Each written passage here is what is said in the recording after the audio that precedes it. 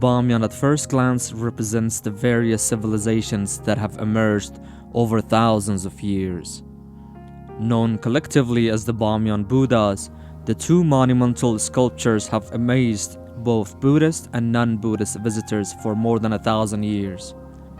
Like many of the world's greatest ancient monuments, little is known about who commissioned the Bamyan Buddhas or the sculptors who carved them.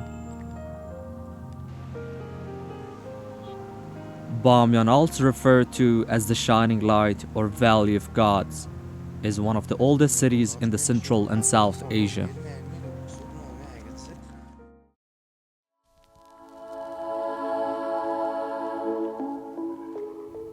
As the morning sun beamed down, we followed the dusky trek to Shamama, the smaller of the two famed Buddha niches that loom in the cliffside that serves as a backdrop to the town of Bamyan. It is estimated that the Buddhas that once stood inside these niches sculpted right into the cliffside were carved between the 3rd and 6th centuries AD. As Buddhism made its spread along the ancient Silk Road. Until the successful March 2001 destruction of Buddhas by the Taliban attacks, other attacks on the Buddhas went to no avail.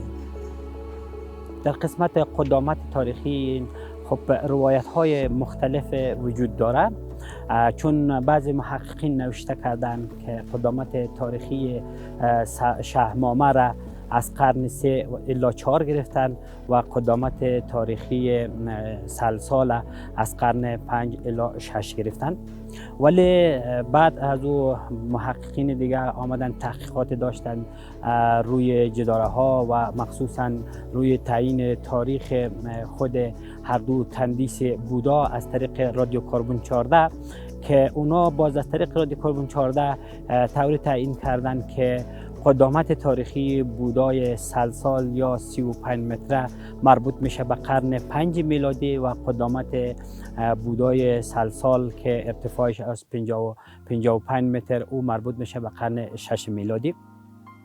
اما در ساخت دی هنرهای مختلف به کار برده شده که جمله ما میتونیم در قسمت هنر گندهارا صحبت کنیم که هنر گندهارا یک هنر گیرنده بوده که با چندین هنر دیگه مثلا یک جا شده آمیخته و گره خورده به وجود آمده روی مجسمه های بودا کار شده که او هنر مثلا بودی گرفته شده، گریک گرفته شده، ساسنیک گرفته شده، هلنیستیک گرفته شده. این هنرهایی هست که در ساخت بودا و مغاره هایی که شما میبینین در اطراف هر دو بودا کندنکاری شده و کار برده شده. و یکی از ویژگی های از این همی است که سبک معماری یا کندنکاری بسیار ظریف و نازک کار شده که همین ظرافتی که به کار برده شده و هنری که در کار برده شده در سطح دنیا بی‌نظیره.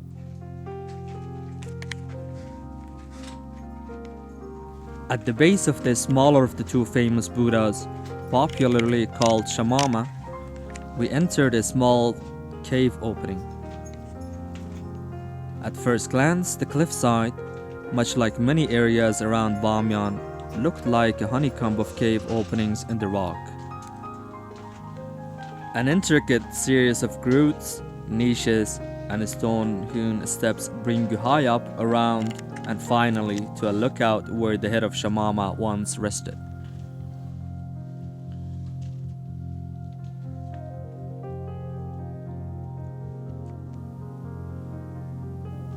The most impressive caves with lantern style, similar to Pomeri style ceilings, are the ones that led behind the Buddha niche that sits perched high on the cliff face between Shamama and the larger Salsal niche.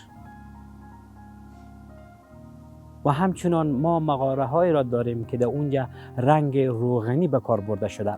این رنگ های روغنی چون قبلا مردم اروپا مدعی بودن در قرن 9 که اولین رنگ روغنی در اروپا استفاده شده، ولی خوشبختانه بعد از اینکه محققین ژاپنی آمدن در بامیان تحقیقات داشتن روی مغاره های بامیان و مخصوصا مغاره هایی که دارای نقوش دیواری و رنگ روغنی بود، اینا کار کردن و بعد اعلان کردن که اولین رنگ روغنی دنیا در سطح دنیا البته در مغاره های بامیان در اطراف هر دو بودا به کار برده شده.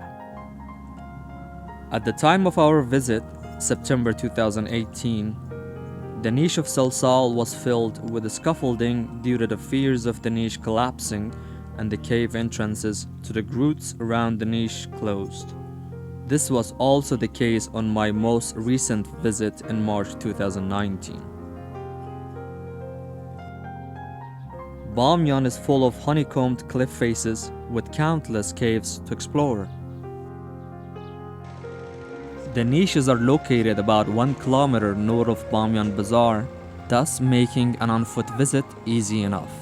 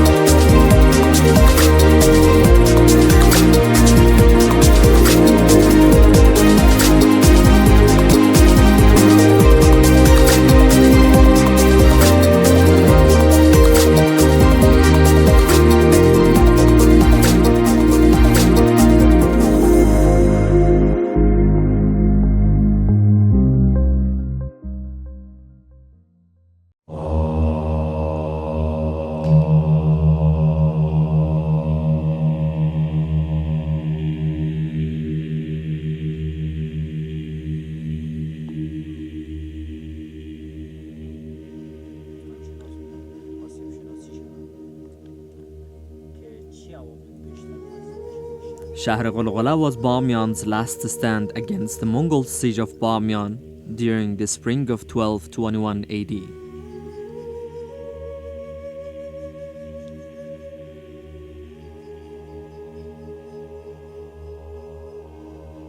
After the death of Mutu Khan at the gloried fortress of Shahr Zohak, Genghis Khan swiftly pushed west towards Bamyan himself to rain down a fury of terror on Bamyan like none before, in vengeance of his beloved grandson's demise.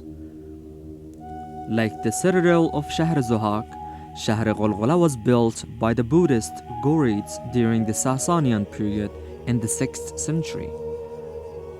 Shahr Gulgula was the beating heart of ancient Bamyan and the center of the valley. Even when Buddhism reached its decline in the 8th century and Islam took hold of Bamyanese, it remained the center.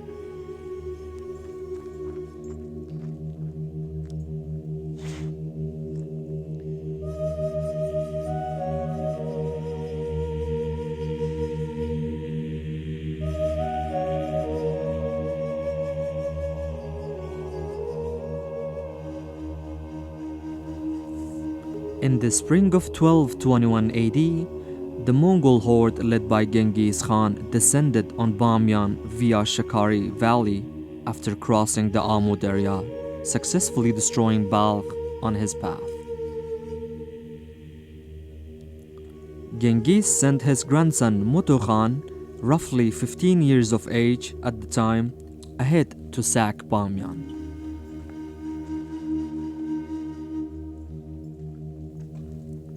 Unfortunately for Genghis, Mutu Khan would meet his early demise in Shahr Zohak as he entered the Bamyan Valley. An arrow shot from within the besieged walls of the citadel would claim Mutu Khan's life. Word reached Genghis. Enraged with the death of his grandson, he ferociously descended down on Bamyan Valley, ordering his men to kill anything and everything. Men, women, livestock, and children became the victims of his grandson's death.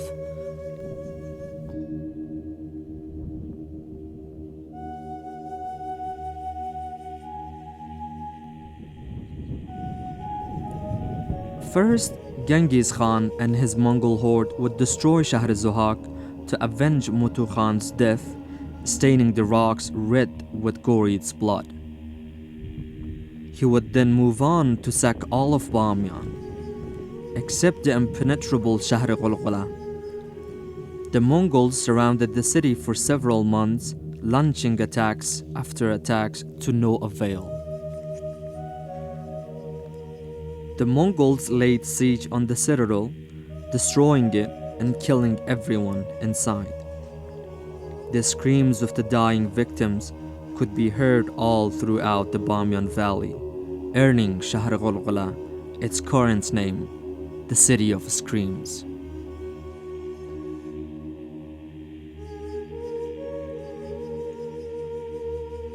Sunset is the best time to visit Shahr Gulgula, with the golden afternoon light glimmering over Bamyan Valley, and with the sun flushing a rogue onto the cliffs that Salsal al-Shamama, the destroyed Buddhas of Bamyan, are niched into.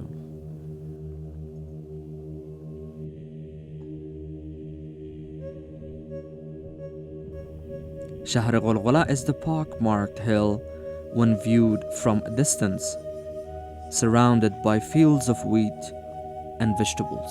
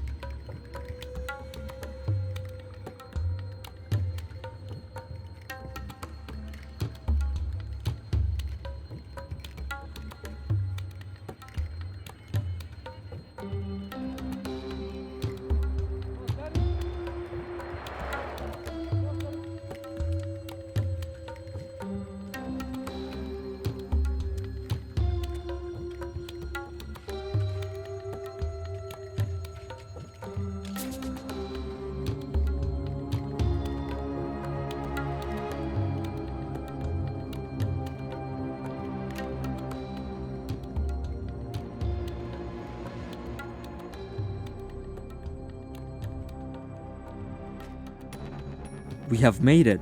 These are our first views of Banda Amir. The first lake that comes to the eye is the massive band of Zulfiqar, one of the 6 lakes that make up Banda Amir.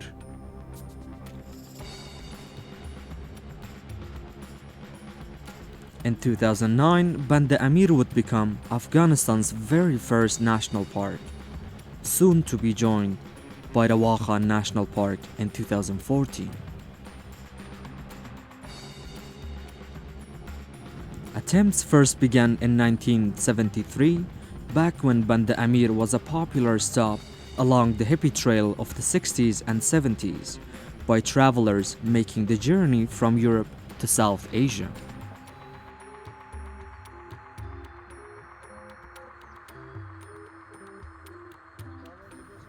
Shortly after, the political upheaval would take hold, and efforts to create Afghanistan's national park were shelved for a more prosperous time.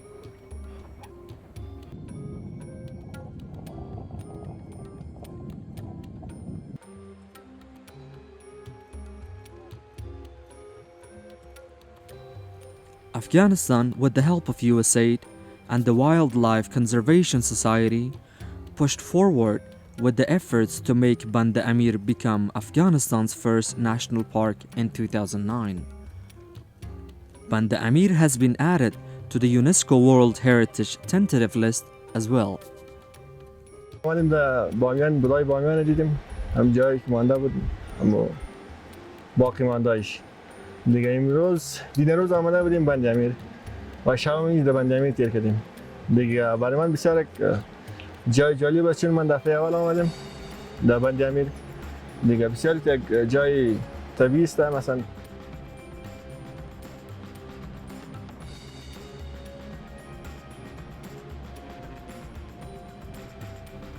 Much like other sites in Afghanistan, there is a legend behind the creation of these lakes. Banda Amir translates out to the commander's Amir's Dam in Dari. The commander in reference is Ali, the fourth caliphate of Islam. Ali, the son-in-law and cousin of Prophet Muhammad, performed a series of miracles to free a local family, resulting in the creation of the 6 lakes.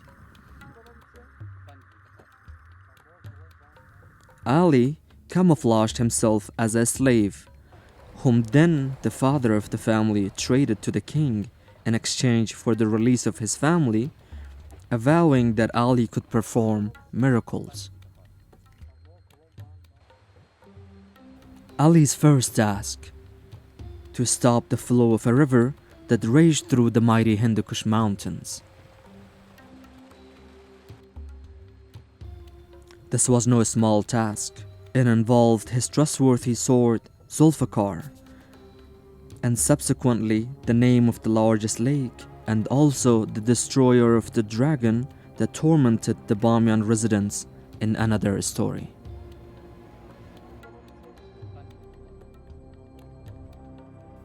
Miracles aside, there is a scientific explanation of how the 6 lakes of Banda Amir were formed. Travertine dams are what allow for the lakes to exist by obstructing the Balkh River that flows through this valley. The travertine walls are a precipitate of calcium carbonate created by the carbon dioxide-rich waters that seep out of cracks in the ground below. These precipitates deposit layer after layer, year after year, finally stacked up high enough to create natural dams. The travertine walls, in fact, give the lakes the appearance of an infinity pool, particularly in Banda Haibat. Banda Amir is one of the only natural lake systems in the world formed by travertine. Each of these lakes take on different shades of blue and green, ranging from lapis lazuli to aquamarine, turquoise to emerald and sapphire. Over the years, one of the lakes has dried up, the Banda Gulaman, Dam of Slaves.